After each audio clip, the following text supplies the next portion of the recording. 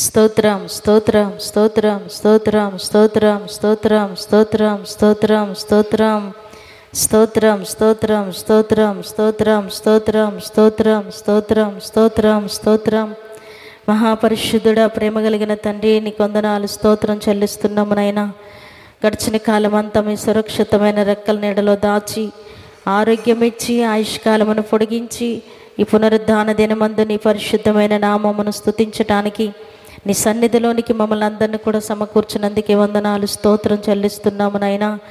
జరుగుచున్న ఈ ఆరాధన మీ చేతుల్లోనికి సమర్పిస్తున్నాం. కరెంటును సిస్టమ్ను మీరు స్వాధీనపరచుకున్నందుకే నీకు వందనాలు స్తోత్రం చెల్లిస్తున్నాం. పాటల ద్వారా వాయిద్యముల ద్వారా మీ నామానికి మహిమ తెచ్చుకోమని ప్రార్థిస్తున్నాం. ఆరాధన ద్వారా కీర్తన భాగం ద్వారా మీరే మహిమను పొందమని ప్రార్థిస్తున్నాము తండ్రి. సాక్ష్యముల ద్వారా మీ నామానికి మహిమ తెచ్చుకునండి అయ్యా, నీకు స్తోత్రం చెల్లిస్తున్నాం. మందిరములో అడుగు పెట్టుచున్న ప్రతి బిడ్డను కూడా మీరు ఆత్మ స్వాధీనంలోనికి తీసుకునండి. మీ సమాజంలో మీరు నిలిచి ఉన్నారన్న భయముతో, భక్తితో, ఆత్మతో, సత్యముతో నిన్ను ఆరాధించుటకు కృప దయచేయమని ప్రార్థిస్తున్నాము నాయనా. ఎవరు ఎలాంటి బాధతో, వ్యాధితో, సమస్యతో, దయ్యపు శక్తులతో నీ సన్నిధిలోనికి వస్తున్నారు, ప్రతి హృదయాన్ని ఎరిగిన దేవానికి స్తోత్రం చెల్లిస్తున్నాము నాయనా. అయ్యా నీకు స్తోత్రం. అవసరమవుతున్న సందేశం మీ దాసుల నోట మీరు ఉంచండి. వాక్యముల నుండి ఒక్కొక్కరితో మీరు మాట్లాడండి. వినగల చెవి, గ్రహించే హృదయం ప్రతి బిడ్డకి అనుగ్రహించి మహిమను పొందమని నీ మాటల ద్వారా ప్రతి బిడ్డని ఆదరించండి, ధైర్యపరచండి, ఉజ్జీవపరచండి. వారికి ఉంటున్న ప్రతి బలహీనతలను తొలగించండి. నీ మాటలో ఉంటున్న శక్తి ప్రతి బిడ్డ అనుభవించి వెళ్ళటానికి సహాయం చేయమని ప్రార్థిస్తూ మీ కృప కలిగిన హస్తములోనికి ఆరాధన అంతటిని కూడా సమర్పించుకుంటూ, పరిశుద్ధాత్మదేవ మీరే మా మధ్యలోనికి దిగిరండి. క్రమంగాను మర్యాదగాను మీ ఘనమైన నామమునకు మహిమకరంగా మీరుండి జరిగిస్తూ ఉన్నందుకే వందనాలు స్తోత్రం చెల్లించుకుంటూ, సమస్త మహిమ ఘనత ప్రభావములు నీకే చెల్లిస్తూ యేసు నామమున అడుగుచున్నాము తండ్రి, ఆమేన్.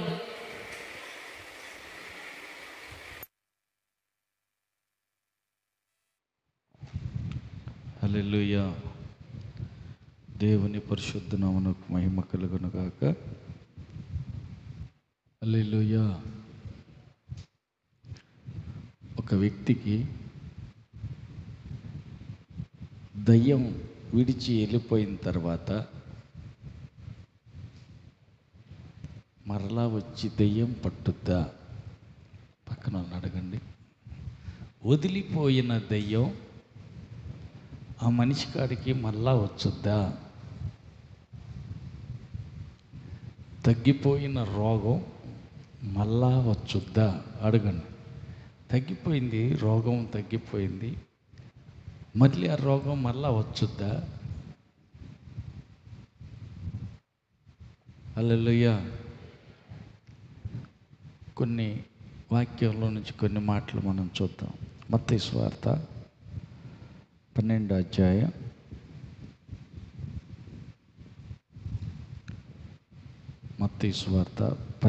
అధ్యాయం 43 నుంచి కొన్ని మాటలు చదువుకుందాం. అపవిత్ర ఆత్మ ఒక మనిషిని వదిలిపోయిన తరువాత అది విశ్రాంతి వెతుకుచు నీరు లేని చోట్ల తిరుగుచుండును. విశ్రాంతి దొరకనందున నేను వదిలి వచ్చిన నా ఇంటికి తిరిగి వెళ్ళుదుననుకొని వచ్చి ఆ ఇంట ఎవరును లేక అది ఊడ్చి అమర్చి ఉండుట చూసి వెళ్ళి తనకంటే చెడ్డవైన మరి 7 దయ్యములను వెంట పెట్టుకొని వచ్చును. అవి దానిలో ప్రవేశించి అక్కడనే కాపురం ఉండును.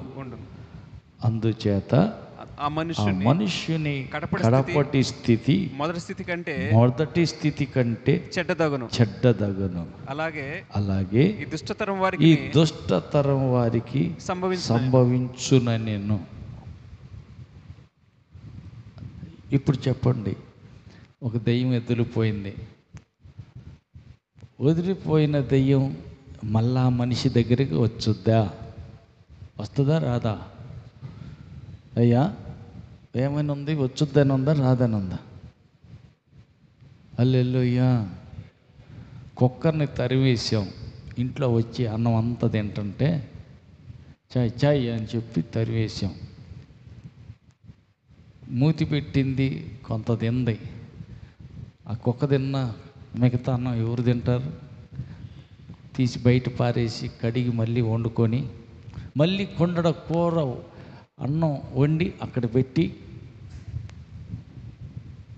మళ్ళీ పెత్తనాలు చేస్తానికి పక్కన అచ్చన గల్లాలు ఆడటానికి పక్కింటికి పోయింది. మళ్ళీ వచ్చుద్దా? ఏమా వచ్చుద్దా రాదా?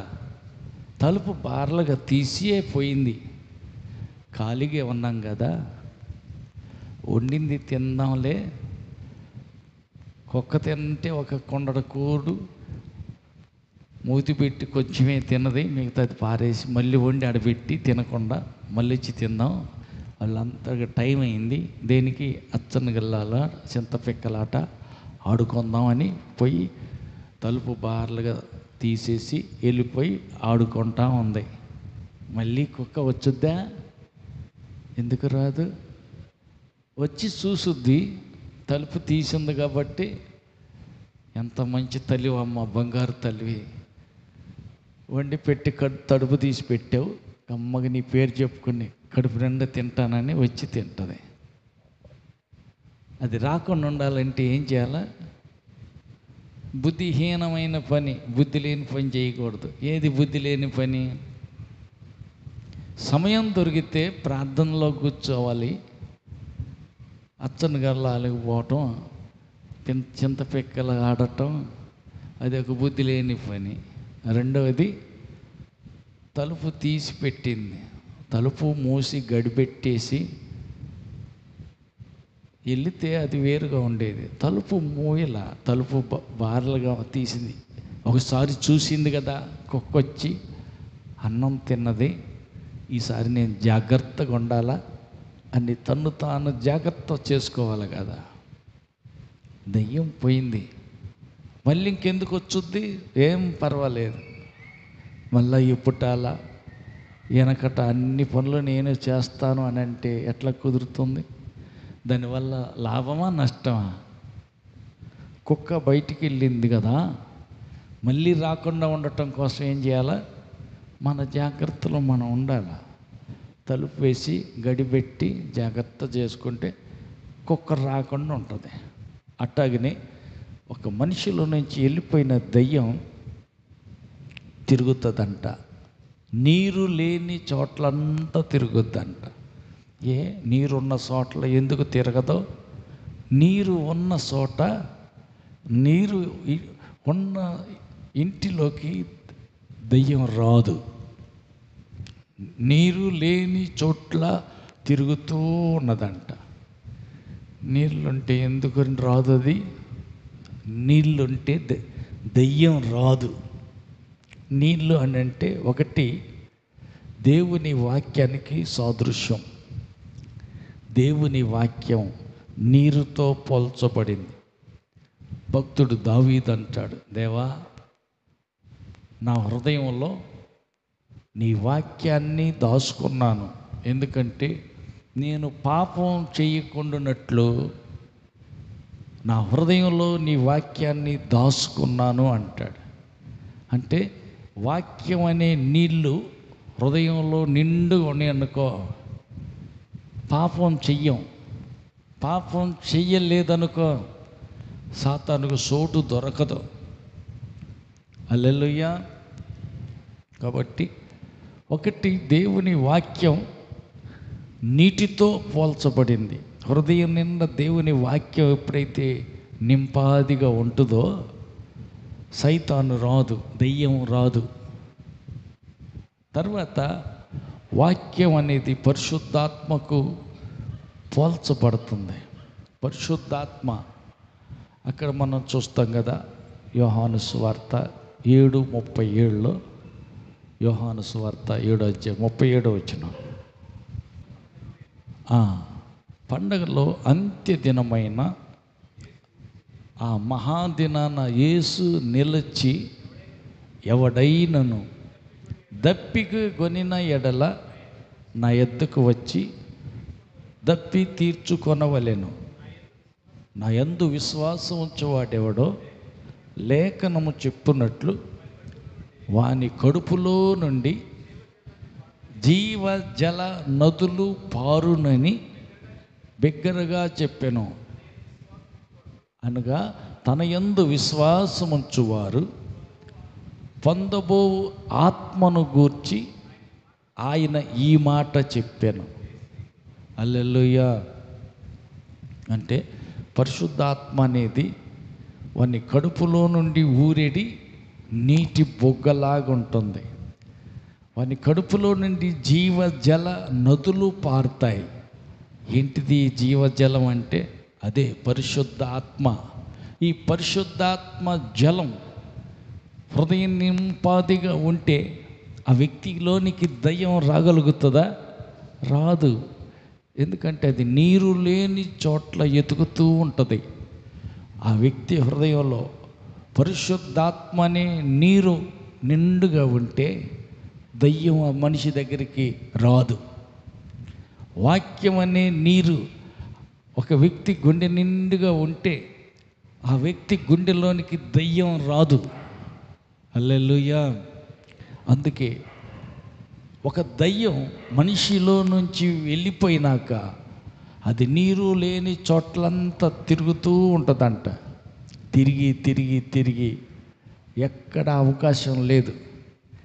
ఏ చోట చూసినా దయ్యం జ్వరపడటానికి చోటు దొరకల. అది మరలా నేను విడిచి వదిలి వచ్చిన ఇంటికి, నా ఇంటికి నేను మరలా వెళ్తాను అనుకుని వచ్చుద్దంట. అంటే దానికి నమ్మకం ఏంటంటే అది నా ఇల్లేగా, మొన్నటిదాకా నేనే ఆ ఇంట్లో ఉండొచ్చా, ఎట్టుందో చూద్దామని మళ్ళీ వచ్చుద్దంట. అది వచ్చేసరికి హృదయం అంతా శుభ్రం చేయబడి ఖాళీగా ఉంది. వాక్యం అనే నీరు లేదు, పరిశుద్ధాత్మనే నీరు లేదు. హృదయ సింహాసనం పైన యేసుక్రీస్తు అనే మహారాజు ఆ హృదయంలో సింహాసనం వేసుకొని కూర్చోాల. యేసురాజు ఆ హృదయంలో లేడు, ఖాళీగా ఉంది. ఇదే సొందనుకొని చూసి ఎమ్మటే వస్తే పోయినసారి తరివినట్టు మళ్ళీ తరిమేస్తారు, ఈసారి జాగ్రత్తగా వెళ్ళాలని మళ్ళా వెళ్ళిపోయి బయటికి వెళ్ళిపోయి దానికంటే చెడ్డవైనా ఇంకొక 7 దెయ్యాలను పీల్చుకొని వచ్చుద్దంట. అందరం మనం ఐక్యంగా ఉండాలి. ఒకరిని దంటే ఒకటి పారిపోవటం అని కాదు. తండ్రులు తినైనా గట్టిగా ఆ ఇంట్లోనే ఉందాం, సఖ్యంగా బాగా ఉంటుంది అక్కడ. కాబట్టి ఆ వ్యక్తి దగ్గరే ఉందాం, మనం గట్టిగా నిలబడితే గెలుస్తాం రమ్మని 7 దెయ్యాలని. అదే చెడిపోయిన దెయ్యం అంటే, ఒక మాటలు చెప్పాలంటే అదే మురికి దెయ్యం అంటే, అంతకంటే మురికిపోయిన దెయ్యం మురుగుడు దెయ్యం 7 దెయ్యాలను తీసుకొచ్చి ఆ వ్యక్తిలో ప్రవేశిస్తుందంట. అప్పుడు పరిస్థితి ఎట్టుంటుంది? కడపటి స్థితి ఆ మొదట స్థితి కంటే ఎట్టుంటుందంట? చెడ్డ తగ్గుతుంది. ఆ ఒక్క దెయ్యం పట్టినప్పుడే ఒక రకమైన కష్టాలు, ఏదో ఒక 10 రూపాయల కష్టాలు. ఇప్పుడు ఒకటి కాకుండా దాంతో పాటు ఇంకో 7 వచ్చినాయి కదా, మొత్తం 8 దెయ్యాలు వచ్చి పడితే 8 రెట్లు శ్రమలు పెరుగుతాయి. హల్లెలూయా. అంత బాధాకరంగా ఉంటుంది, భరించలేని స్థితి, శ్రమలు ఎక్కువ అవుతాయి. 8 దెయ్యాలు కదా. అందుకని చెప్పి ఆ కడపటి స్థితి ఆ మొదటి స్థితి కంటే ఇంకా దారుణంగా ఉంటుంది. అందుకని జాగ్రత్తగా ఉండాలి. దయ్యం బయటికి వెళ్ళిపోయిందా, స్వస్థత నీకు వచ్చిందా, అయితే ఏం చేయాలి? జాగ్రత్తగా ఉండాలి.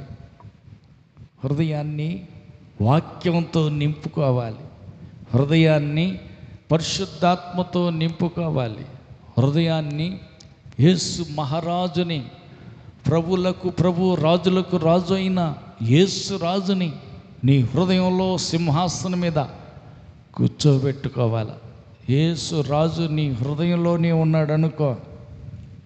వెలుగైన యేసు నీ గుండెలో ఉంటే చీకటి శక్తులు, దురాత్మలు నీ హృదయంలోనికి వస్తాయా?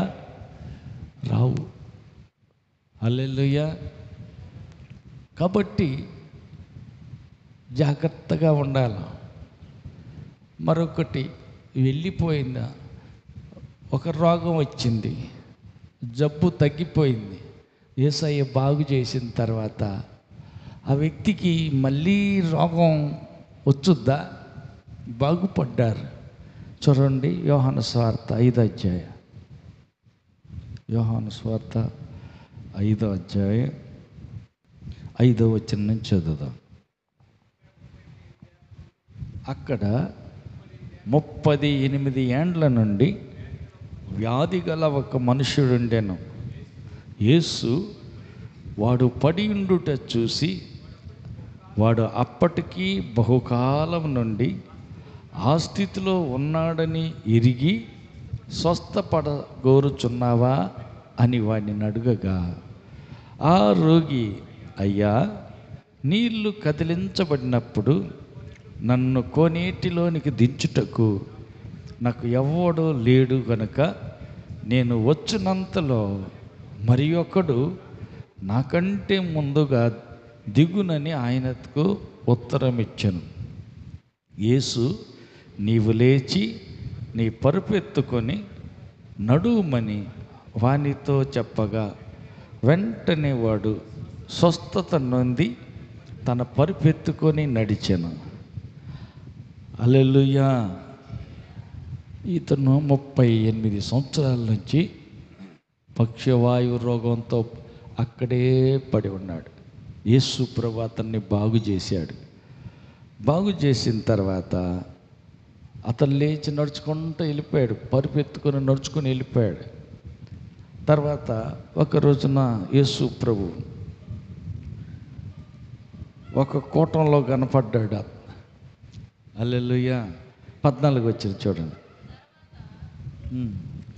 తరువాత యేసు దేవాలయంలో వాని చూసి, ఇదిగో స్వస్థత నొందితివి, మరి ఎక్కువ కీడు నీకు కలగకుండానట్లు ఇకను పాపం చెయ్యకుమని చెప్పాను.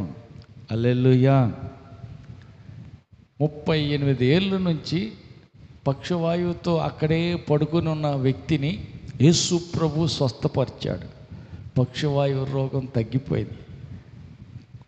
తర్వాత యేసు ప్రభు దేవాలయంలో ఆ వ్యక్తిని చూశాడు. అతన్ని పిలిచి అతనికి ఒక హెచ్చరిక చెబుతున్నాడు. ఏమని? నువ్వు స్వస్థత పొందావు, బాగానే ఉంది, బాగుపడ్డావు, కానీ ఏం చేయాలంట? పాపం చేయకూడదు. అంతకుముందు శరీరం బాగలేదు, పక్షవాయువుతో చెయ్యి సరిగా రాదు, కాలు సరిగా నడవదు, కాళ్ళు చేతులు పని చేయని స్థితిలో పడుకొని ఉన్నాడు. ఇప్పుడు కొద్దిగా ఓపిక వచ్చింది కదా, కాళ్ళు చేతులు బాగానే పనిచేస్తున్నాయి కదా, కాబట్టి నాకు ఎదురు లేదు తిరిగి లేదని పాపం చేస్తావేమో, జాగ్రత్త. ఇక్కడ కానీ నువ్వు పాపం చేసావంటే మరింత ఎక్కువ కీడు వచ్చుద్ది. అదేంటి? అంతకుముందు వచ్చిన కీడు ఎంత? 38 సంవత్సరాలు మంచంలోనే మురిగిపోయి పండుకున్న చోటనే 1, 2 అన్నీ, అలాంటి స్థితి 38 సంవత్సరాలు. ఇంకా ఎక్కువ కీడు వచ్చిందంటే రెట్టింపు అన్నమాట. అంటే అప్పటికే ఒక 30 ఏళ్ళకి 40 ఏళ్ళకు పక్షవాతం వచ్చిందనుకో, ఇప్పుడు 38 ఏళ్ళు అంటే 40, 80 సంవత్సరాలు వచ్చేసింది. స్వస్థత పొందిన నీవు ఇక గన పాపం చేసావా, ఇంకా ఎక్కువ కీడు వచ్చింది. ఎక్కువ కీడు అంటే అంతకుముందు 38 ఏళ్ళు అయితే ఇంకా డబల్ అంటే ఇంక 80 ఏళ్ళు, ఇంకా బతికినంతకాలం ఇంకా అంతే. అది పక్షవాత రోగమే కావచ్చు, ఇంకొక రకంగానే రావచ్చు, కీడు ఏ రీతిగానైనా కలగవచ్చు. అందుకని పాపం చేస్తావేమో జాగ్రత్త, పాపం చేసావా ఎక్కువ కీడు వస్తుంది అని యేసు ప్రభు ఈ వ్యక్తితో చెప్తూ చూసాం. అంటే రోగం నుండి స్వస్థత పొందావా, పాపం చేస్తే మరలా రోగం వచ్చేదానికి అవకాశాలు ఉన్నాయి. 2, దయ్యం వదిలిపోయిందా, విడుదల పొందుకున్నావా, దయ్యం నుంచి బాగుపడిన నీవు మరలా పాపం కానీ చేసావా ఏమైందంట, ఒక దెయ్యం పోయి 7 దెయ్యాలు వస్తాయి, మొత్తం 8 దెయ్యాలు పడతాయి. హల్లెలూయా. పడిన బాధలు ఇంకా చాలు అనుకుంటే పక్క వాళ్ళతో చెప్పండి, పడిన బాధలు ఇంతవరకు చాలు అనుకుంటే ఇక పాపం చేయగాకు. పోయిన రోగం రాకుండా ఉండాలి అంటే ఇకను ఏం చేయాలి, పాపం చేయగాకు. నేనేం పాపం చేశా, హల్లెలూయా.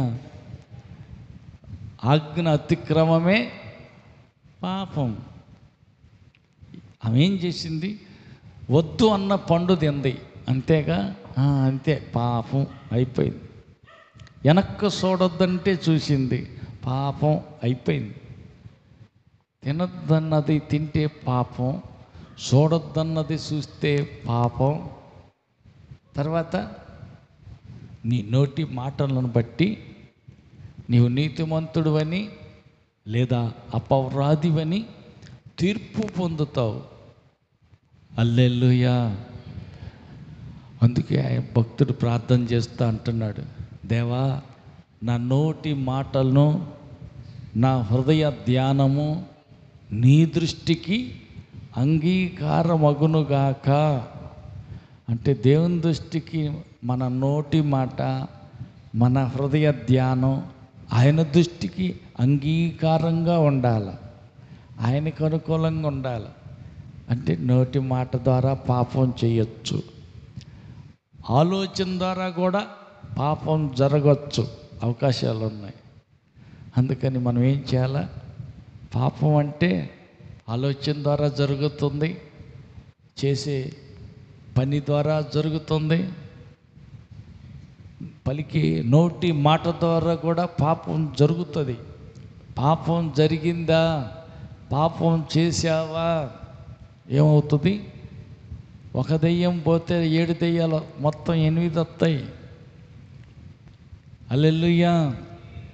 మొదటి స్థితి కంటే కడపడి స్థితి మరీ కష్టంగా ఉంటుంది, తట్టుకోలేవు.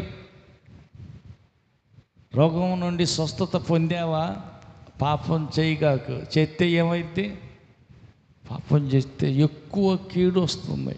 అంతకుముందు పడిన బాధల కష్టాల కంటే ఇంకా ఎక్కువ కష్టాలు వస్తాయి.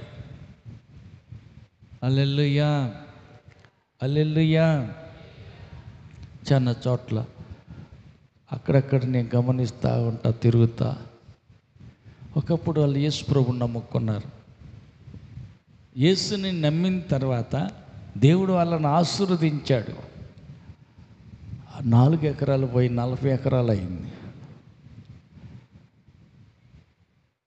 ఎంత ఆశీర్వాదంగా ఉందంటే, పిల్లలు పెద్దలు అయ్యారు, ఉద్యోగస్తులు అయ్యారు, అన్ని రీతులుగా దేవుడు అభివృద్ధి పరిచారు. అయితే దేవుడు అన్ని విధాల ఆశీర్వదించిన తర్వాత నెమ్మదిగా అన్నీ విడిచిపెట్టి యేసు ప్రభు దగ్గరికి వచ్చినటువంటి వీరు ఒకప్పుడు అన్య ఆచారాలు వద్దు, మేము చేయకూడదు, దేవుణ్ణి నమ్ముకున్నాం, అన్య సాంప్రదాయం, ఈ లోక మర్యాదలు మేము చేయకూడదు, చెయ్యం అన్నటువంటి వాళ్ళే నెమ్మదిగా కులస్తులతోటి బంధాలు పెంచుకొని, అంటే తెగదెంపులు తీసుకోమని కాదు, శత్రువులుగా చూడమని కాదు, కానీ చెడిపోయినటువంటి సొదొమ గొమొర్రాలో ఉండి కూడా ఏబు తన 2 కుమార్తెలు తన భార్య నీతిమంతులుగా లెక్కించబడ్డారు. హల్లెలూయా! ఎంత నిష్ఠగా బ్రతికారో.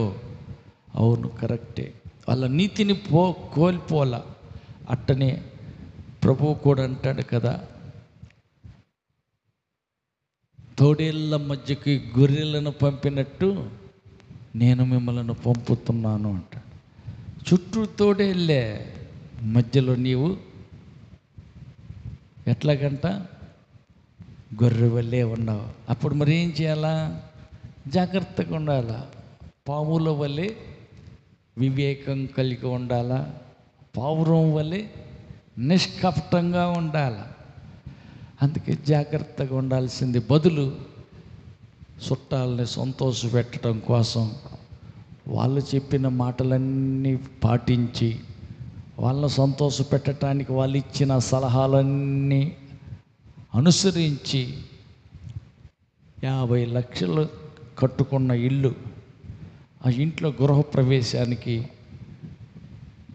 వాళ్ళు ఎవరైనా పాస్టర్ని తెచ్చుకొని ప్రార్థన చేపించి ఆశీర్వదించబడిన ఇంట్లో వెళ్ళి ఉండే బదులు ఏం చేశారు? గుమ్మడికాయలు తీసుకొచ్చి గొర్రె పొట్టేళ్ళని కోసి చేయాల్సిన అన్ని ఆచారాలన్నీ చేసేసారు. కాబట్టి దేవునికి విరోధమైన పనులన్నీ చేసి అయిపోయింది. ఆ రాత్రి నుంచి వాళ్ళ ఆయనకి మైండ్ సరిగ్గా ఉండటం లేదంట. నిద్రలో లేచి ఎటో రోడ్ల మీద పడిపోతున్నాడంట. ఊరకొరకని భార్య మీద కోప్పడుతున్నాడు, పిల్లల మీద కోప్పడుతున్నాడు.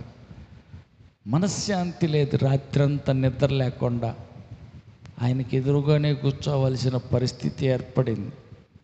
ఏం అర్థం కావట్లేదు. ఏం చేయాలా? మీరు గట్టిగా ప్రార్థన చేయండి అన్న అని ఇప్పుడు గుర్తొచ్చామంట. ఫోన్ చేస్తున్నారు. హల్లెలూయా, హల్లెలూయా. మొన్న ఒకసారి అటు వెళ్ళాను. ఆ పై ఊరు వెళ్తా అక్కడికి వెళ్తే ఆ ఇంటి ముందు అన్ని గుమ్మడికాయలు, కొబ్బరికాయలు, నిమ్మకాయలు కట్టాల్సినవన్నీ కట్టేసేసారు. చేయాల్సినవన్నీ ఉన్నాయి. ఆ చుట్టుపక్కల ఉన్న అన్యులందరూ అక్కడే ఉన్నారు కాబట్టి ఇక వాళ్ళు అడిగిన ఏం చెప్పలేరు. ఎందుకులే, బాప్తిసం తీసుకున్నారు కదా, ప్రభు బిడ్డలుగా మారారు కదా, మరి అన్ని ఆచారాలు సాంప్రదాయాలు ఇవన్నీ ఏంటి? చాలామంది ఏంటంటే బంధువుల్ని సంతోష పెట్టడం కోసం పక్క కులస్తులను బాధ పెట్టకుండా ఉండాలని ప్రయత్నాల్లో దేవునికి విరోధమైన కార్యాలు చేస్తూ ఉన్నారు. అందుకని ఒకసారి అంటాడు కదా, దేవుని బల్లలోనిది దయ్యపు బల్లలోనిది ఒకేసారి ఎట్ట తీసుకొని తింటాం? హల్లెలూయా. విగ్రహార్పితమైనది అది తిని, దేవుని బల్ల ప్రభు శరీరం తిని ప్రభు రక్తం తాగి 2 కార్యక్రమాలు చేస్తూ ఉంటాం అంటే దేవునికి సంతోషంగా ఉంటుందా, కోపం వచ్చుద్దా? హల్లెలూయా, హల్లెలూయా, హల్లెలూయా. ఉంటే నీతిగా దుష్టులైనటువంటి సొదొమ గొమొర్రాలో ఉంటూ కూడా నిష్టగా నీతిగా కరెక్ట్ భక్తిలో ఆ 4 నిలబడ్డారు. ఎవరెవరు? లోతు భార్య, 2 కూతుర్లు. ఆ 4 నీతిమంతులుగా నిలబడ్డారు. దేనికైనా సరే బ్రతికితే క్రీస్తే, సావైతే లాభమని దేవుని కోసం సరైన భక్తిలో నిలబడ్డారు. కాబట్టి సొదొమ గొమొర్రా మొత్తాన్ని కాల్చి బూడిద చేస్తూ ఉండగా నీతిమంతుల లెక్కలో అంతటి మూర్ఖుల మధ్యలో ఉండి కూడా వారి నీతిని కోల్పోవాలా, వాళ్ళ భక్తిని పాడు చేసుకోవాలా. అందుకే వాళ్ళని బయటికి తీసి సొదొమ గొమొర్రాని అగ్ని గంధకాలతో దేవుడు కాల్చి బూడిద చేసేసాడు. ఇప్పుడు ఉన్న ప్రపంచం కూడా పంచభూతములన్నీ మహావేంద్రంతో ఎదురు చూస్తూ ఉన్నాయి. ఎందుకని? ఇవన్నీ కాలి బూడిద కాబోతున్నాయి. నీతి పోగొట్టుకోకుండా, యథార్థతను కోల్పోకుండా, భక్తిలో స్థిరంగా నిలబడిన భక్తులు మాత్రమే మధ్యాకాశానికి యేసు ప్రభు వచ్చినప్పుడు మేఘాల మీదకి ఎక్కి వెళ్ళిపోతారు.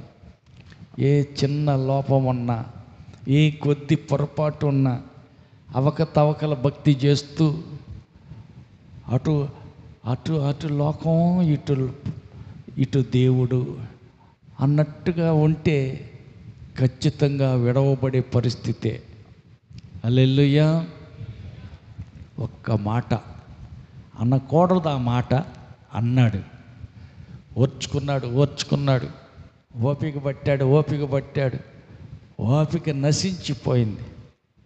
చూసి కడుపు మండి ఒక్క మాట అన్నాడు. ఏమని? దేవుని చేత ఆశీర్వదించబడిన ఇశ్రాయేలు ప్రజలను బట్టి ద్రోహులారా అని ఒక్క మాట అన్నాడు. ఇంతకాలం దేవుని కోసం వైరాగ్యం కలిగి భక్తిగా బ్రతికిన భక్తుడు కదా, ఒక్క మాటేగా ఓర్చుకోవచ్చుగా. లేదు, కానానులో కాలు కూడా పెట్టనీయనని దేవుడు కానానులోకి పోనీలా. అక్కడే మోయాబులోనే ఆయన్ని చంపేసి దేవదూతల ద్వారా అక్కడ సమాధి చేసేసాడే తప్ప మోషేని కూడా కనాను దేశంలోనికి అడుగు పెట్టనీయలా. అంత గొప్ప భక్తుడు ఆయన. హల్లెలూయా. ఐగుప్తీయులను గడగడలాడించిన గొప్ప భక్తుడు.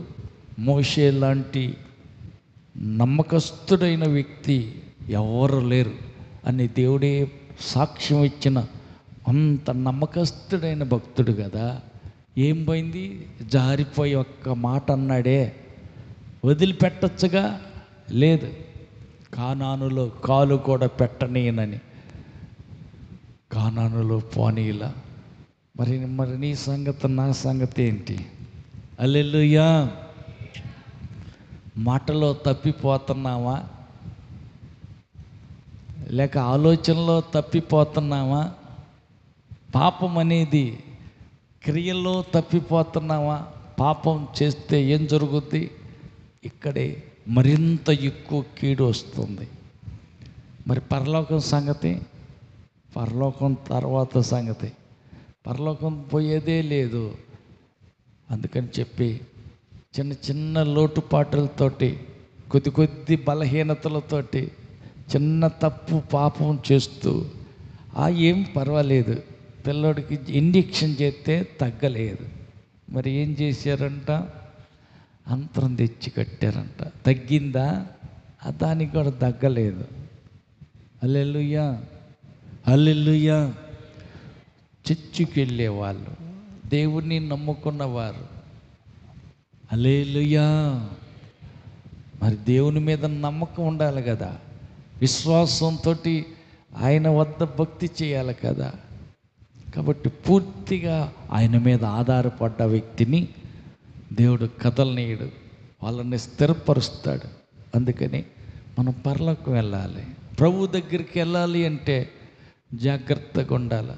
పోయిన రోగం తిరిగి రావచ్చు, వెళ్ళిపోయిన దయ్యం మరలా తిరిగి రావచ్చు. అయితే మరి ఏం చేయాలా? అది రానియకుండా ఉండాలంటే 4 పనులు చేయాలి. నిర్గమాకాండం 15:26. నీ దేవుడైన యెహోవా మాటను శ్రద్ధగా వినాలి. 1, దేవుని మాట శ్రద్ధగా వినాలి. 2, ఆయన దృష్టికి న్యాయమైంది చేయాలి. 3, ఆయన ఆజ్ఞలన్నీ పాటించాలి.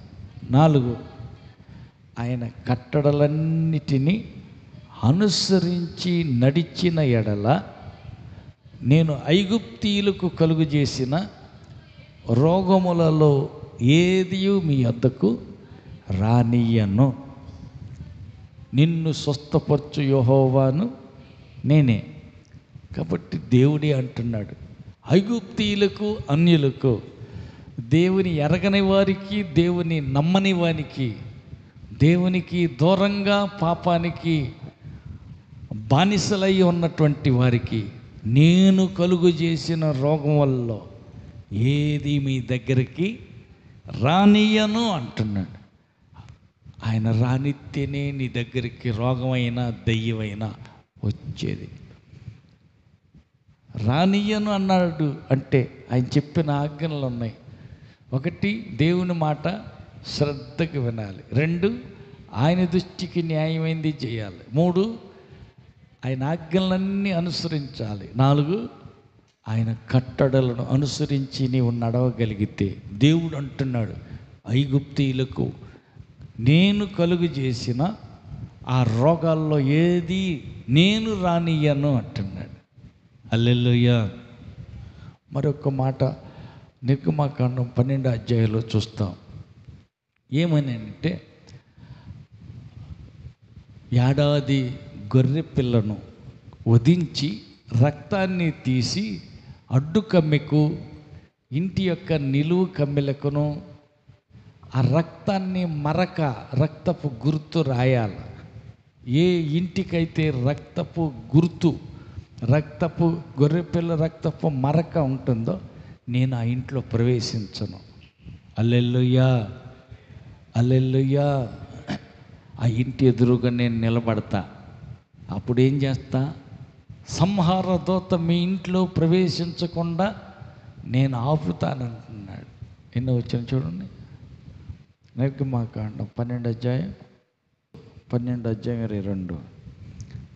పల్లెంలోనున్న రక్తములో దానిని ముంచి ద్వారబంధపు పై కమ్మికిని 2 నిలువు కమ్మికలకును పల్లెంలోని రక్తమును తాకింపవలెను. తరువాత మీలో ఎవడు ఉదయం వరకు తన ఇంటి ద్వారము నుండి బయటికి వెళ్ళకూడదు. నేను యెహోవా ఐగుప్తీయులను హతము చేయుటకు దేశ సంచారం చేయుచు ద్వారబంధపు పై కమ్మ మీదను 2 నిలువు కమ్మెల మీదను ఉన్న రక్తమును చూసి యెహోవా ఆ తలుపును దాటిపోవును. మిమ్ము హతము చేయుటకు మీ ఇండ్లలోనికి సంహారకుని సొరనీయడు. ఆమేన్. 23వ వచనం.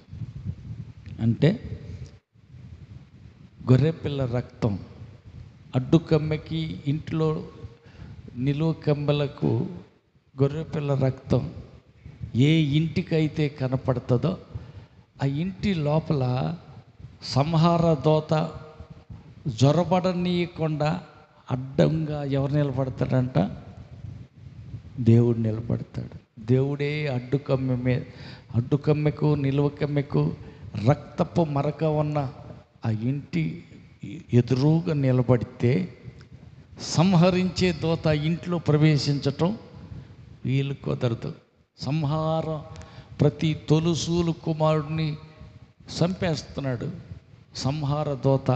ఐగుప్తులో ఈ ఇంటిలో పెద్ద కొడుకు చనిపోలేదు, ఈ ఇంట్లో ఏడుపు లేదు అంటానికి లేదు. ఆ అర్ధరాత్రి మహాఘోష పుట్టింది. ఐగుప్తు అంతా అల్లాడిపోతున్నారు. ఎందుకంటే కూలివాడిని మొదలుకొని రాజుగారి ఇంటి దాకా ప్రతి ఇంటిలో పెద్ద కొడుకు చచ్చిపోయాడు. కానీ ఇశ్రాయేలీయులలో వారు పస్కా చేసుకుంటున్నారు, పస్కా పండగ ఆచరిస్తున్నారు. గొర్రె పిల్లను వధించి నిప్పుల మీద కాల్చి వాళ్ళు తింటున్నారు, వీళ్ళు విందు చేసుకుంటున్నారు, వారు అంగలారుతున్నారు. అయితే బయటికి వెళ్ళకూడదు. రక్తపు మరక ఉన్న ఇంట్లో నుంచి బయటికి ఎవరు వెళ్ళకూడదు. ఎప్పటిదాకా? ఉదయం అయ్యేంత వరకు బయటికి వెళ్ళకూడదు. బయటికి వెళ్తే ఏమైంది? సంహార దోత కత్తి వాతన పడి చనిపోయే ఛాన్స్ ఉంది. హల్లెలూయా.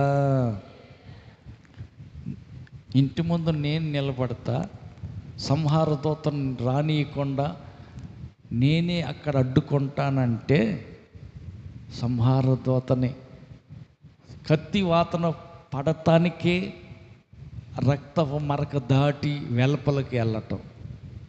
హల్లెలూయా. కాపుదల పోతుంది, భద్రత కోల్పోతాం. కాపాడే దేవుడు నేను కాపాడుతాను, నీ ఇంటి ముందు నేను నిలబడతాను, నేను చెప్పిన మాట విను, పస్కా ఆచరించు, గుడారం లోపలే ఉండు అంటే నేను బయటికి వెళ్తాను, బయట తిరుగుతాను అంటే భద్రత ఉండదు, గ్యారెంటీ ఉండదు, పోతుంది. హల్లెలూయా. ఆయన మొదటి మాటలో మనం చూసాం కదా, నా ఆజ్ఞలను నా మాట శ్రద్ధగా విని ఆయన దృష్టికి న్యాయమైంది చేసి ఆయన ఆజ్ఞలన్నిటిని అనుసరించి నడిచి ఆయన కట్టలన్నిటికీ విధేయత చూపినట్టయితే ఐగుప్తీలు కలుగు చేసిన ఏ తెగులు, ఏ రోగం నేను రానియను.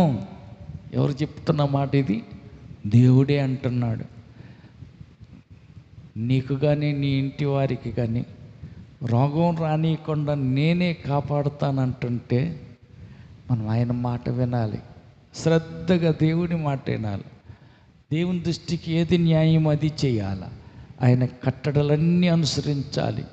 ఆయన ఆజ్ఞలన్నిటికీ విధేయత చూపితే ఏ రోగం నేను రానియను అంటే కాపాడుతాను నేను ఎదురుగా మీ ఇంటి ముందు నిలబడి అంటే ఎంత భద్రత, ఎంత అభయం.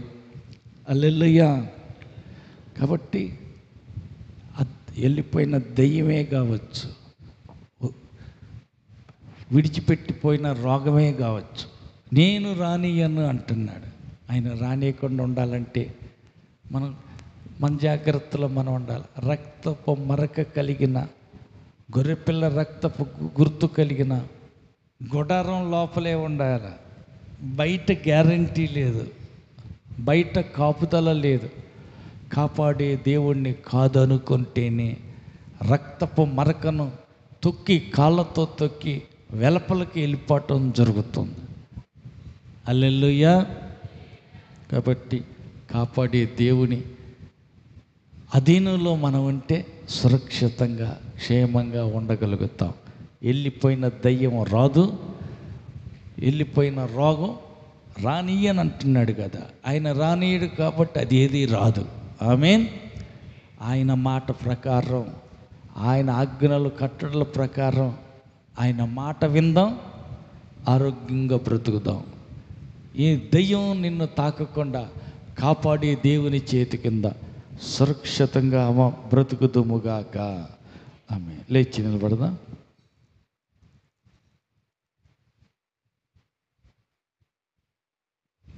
చేతులు ఎత్తుదాం, కళ్ళు మూద్దాం, ప్రార్థన చేద్దాం. దేవుడే మాట ఇస్తున్నాడు. వ్యాధి, రోగాన్ని నేను రానియను అంటున్నాడు. ఈ దయ్యాన్ని నేను రానియనని ఆయనే అభయం ఇస్తుంటే ఆయన మాట మనం వినగలిగితే, ఆయన కట్టడలు, ఆయన ఆజ్ఞలు పాటిస్తూ ఆయన మాట చొప్పున బ్రతుకుతూ ఉంటే ఆయన రానియడు. కాపాడి దేవుని చేతి కింద సురక్షితంగా ఉండేటట్టు మనల్ని కాపాడమని అడుగుదాం, ప్రార్థన చేద్దాం. దయాళుడైన దేవా, ఎంతవరకు నీ బిడ్డలు చేసిన ప్రతి ప్రార్థన, విజ్ఞాపన ఆలకించినందుకు స్తోత్రాలు. ఈ ఐగుప్తీలు కలుగు చేసిన ఏ రోగము రానియనని, సంహారకుని మీ ఇంటిలో చొరపడనీయనని మాట ఇచ్చిన దేవా, ఏ తెగులు గుడారం సమీపించకుండా యేసు రక్తంలో వీరిని, వారి ఇంటిని యేసు రక్తంలో ముద్రిస్తున్నాం. భద్రపరచండి. ప్రతి ఒక్కరిని ఆరోగ్యవంతులుగా, ఆత్మలో బలవంతులుగా బలపరిచి మహిమగల రాకకై వారి కుటుంబ సమేతంగా సిద్ధపరచమని కోరుకుంటూ, రాలేకపోయిన బిడ్డలను క్షమించి, మరో సమయమైనా నీ సన్నిధి యొక్క విలువను గ్రహించి నీ సన్నిధిలో మొరపెట్టి విజ్ఞాపన చేసి గొప్ప కార్యాలు చూసేవారుగా ఒక్కొక్కరిని ఆశీర్వదించి అభిషేకించి మహిమ పొందమని ఘనత మహిమ నీకు చెల్లిస్తూ నీ బిడ్డలందరినీ దీవించమని, నీ రాకకై సిద్ధపరిచి మహిమ పొందమని, మహిమతో మధ్య ఆకాశానికి రానున్న మా ప్రభు రక్షకుడైన యేసు నామములో ప్రార్థించి వేడుకుంటున్నాము తండ్రి. ఆమేన్. మన ప్రభు యేసు క్రీస్తు కృపయు, తండ్రి దేవుని ప్రేమయు, పరిశుద్ధాత్మ యొక్క అన్యోన్య సహవాసం కుడి వచ్చిన మనకును సర్వలోక పరిశుద్ధులందరికీ సదాకాలం తోడైండి నడిపించును గాక. ఆమేన్. హల్లెలూయా, హల్లెలూయా, హల్లెలూయా. ఆమేన్.